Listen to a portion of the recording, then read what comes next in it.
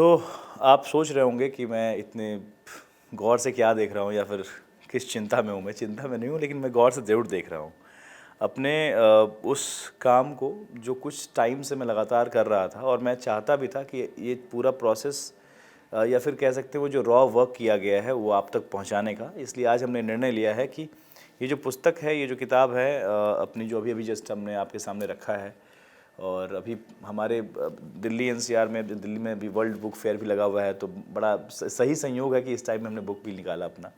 और ये बुक से ज़्यादा नोट्स है, आप सबको मालूम है, ये बहुत करीबी चीज़ है स्टूडेंट्स के लिए जो बैंकिंग की प्रिपरेशन कर रहे हैं, जो इंश्योरेंस एग्ज़ाम की प्रिपरेशन कर रहे हैं। तो हमने निर्णय लिया कि आज इसको हम लोग अंदर से देखते हैं कि आखिर ये विजिबल कैसा है।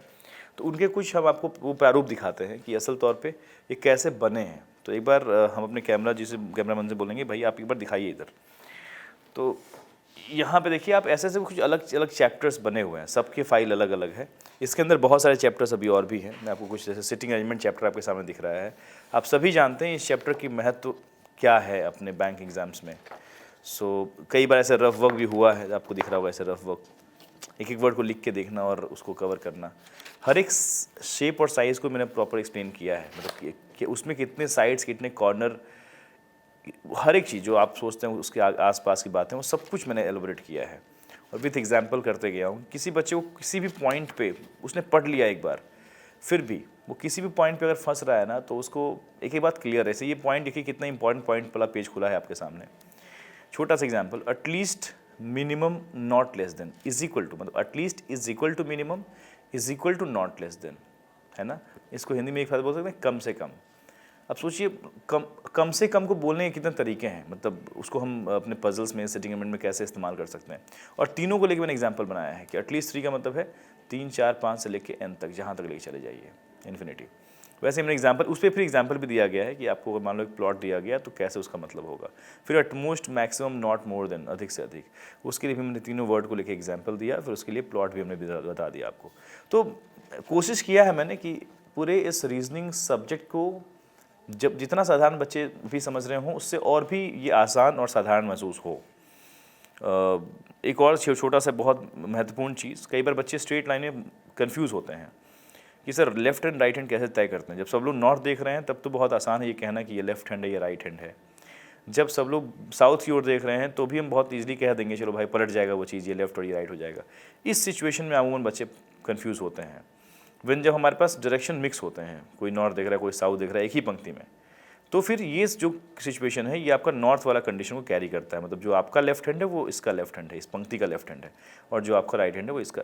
इस तरीके की चीज़ें मैं अगर समझाने जाऊँगा, अब देखिए कितना कट टू कट बातें लिखी गई हैं, डायग्राम के साथ बताई गई हैं, ताकि हम चाहते हैं कि सब लोग कन्फर्म रहें। वेकेंट कॉन्सेप्ट है, मतलब स्ट्रेट लाइन के केस में 7%, 9%, ऑड सिचुएशन का क्या मतलब होता है। मतलब कोशिश किया गया है कि ये सेटिंग और पजल जैसे चैप्टर आपके आड़े ना आए। जैसे मंथ पजल में चलते हैं तो मंथ बेस्ड पजल में हमारे पास 2 सिचुएशन होता है, when given months are consecutive, non consecutive. इनके बारे में पूरी कहानी की असल में मतलब क्या है, उसके एग्जांपल्स के गैप को ऐसे समझाया जाए। गैप ऑफ 3 मंथ है तो जो मंथ नहीं गिवन है उसका क्या मतलब है, या फिर गिवन है।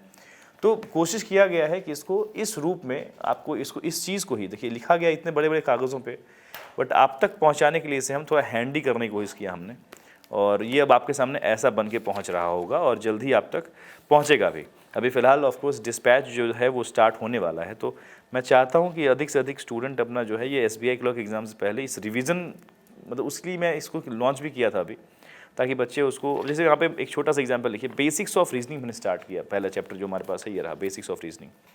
तो उसको मैंने एलेबरेट किया कि वर्बल रीजनिंग क्या है, एनालिटिकल रीजनिंग क्या है, लॉजिकल रीजनिंग, नॉन वर्बल। वैसे नॉन वर्बल हमारे बैंक में नहीं आता, बट फिर भी स्टूडेंट को मालूम होना चाहिए, तो मैंने लिखा भी है आज इन SSC एंड रेलवे एग्जाम्स। फिर हमने जब उसमें मैंने बताया कि बेसिक्स ऑफ रीजनिंग में ऐसी कौन सी बिंदुएं हैं जो आप बच्चों को मालूम होनी चाहिए पहले रीजनिंग स्टार्ट करने से पहले। तो मुझे लगा कि ये 2, 3, 4 बिंदु ऐसे हैं जो मालूम होनी चाहिए बच्चों को, कि अबाउट नंबर्स के बारे में जानिए आप पहले, आपको अल्फ़ाबेट्स के बारे में जानकारी होनी चाहिए, आपको डायरेक्शन के बारे में जानकारी होनी चाहिए, बिकॉज ये सब टॉपिक ऐसे हैं जो मल्टीपल चैप्टर्स में इस्तेमाल हो रहे होते हैं।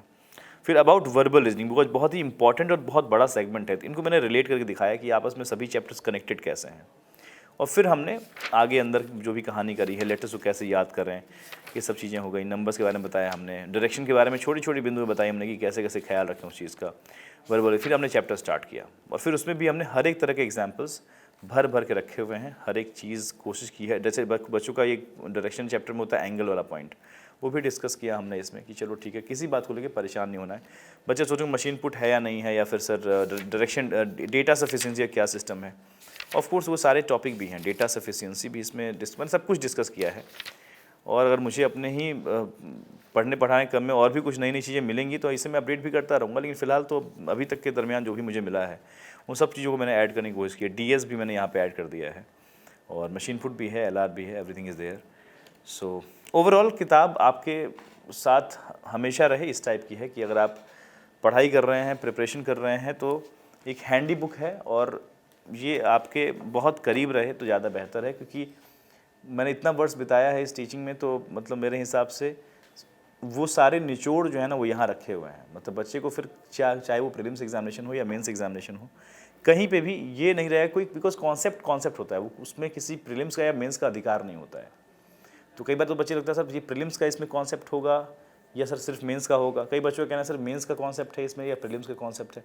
कॉन्सेप्ट होता है, उस पर किसी प्रीलिम्स या मेंस का अधिकार नहीं है, और वो सारी बातें इसमें तय कर दी गई हैं, उसमें डिस्कस की गई हैं। तो आप बहुत अच्छे से इसके बारे में आप जब पढ़ेंगे तो जानेंगे भी, और मैं चाहता भी हूँ कि इसके बारे में आप मुझे फिर फीडबैक भी बताएं कि सर कैसा रहा ये किताब, कैसा मज़ा आया आपके जब हाथ तक पहुँचे, तो फिर मुझे उसका इत्तला ज़रूर करें आप इस तरह के वीडियोज़ के नीचे आके कमेंट बॉक्स में, या फिर हमारे रेगुलर सेशंस में आके बताएं आप, बिकॉज बहुत ज़्यादा मेहनत किया गया है। अभी जो ये आँखों की स्थिति है वो इस तरह से इसलिए है क्योंकि पिछले एटलीस्ट जब ये लॉन्च कोई चीज़ बिल्कुल लॉन्च पे होता है ना, तो उसके 2-4 दिन पहले तो ऐसा होता है कि बिल्कुल, तो पूरे एक हफ्ते 7 to 8 डेज़ हो चुके हैं जब से नहीं सोया गया ढंग से, तो उसके पीछे भी यही रीज़न है।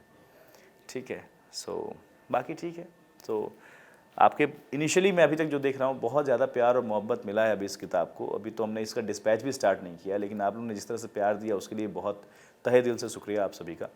और इसी प्यार और मोहब्बत की वजह से ना ये सब कर भी पाता हूँ, जो एक्स्ट्रा एफर्ट्स है। सो ठीक है, तो मुझे लगा था मुझे आपको अंदर से दिखाना चाहिए किताब को, और थोड़ा बहुत जो हमारा वर्क है उसको भी दिखाया मैंने। So that's all from my side, signing off, and thank you so much again for your love and support, and keep learning, keep practicing, keep growing. Thank you.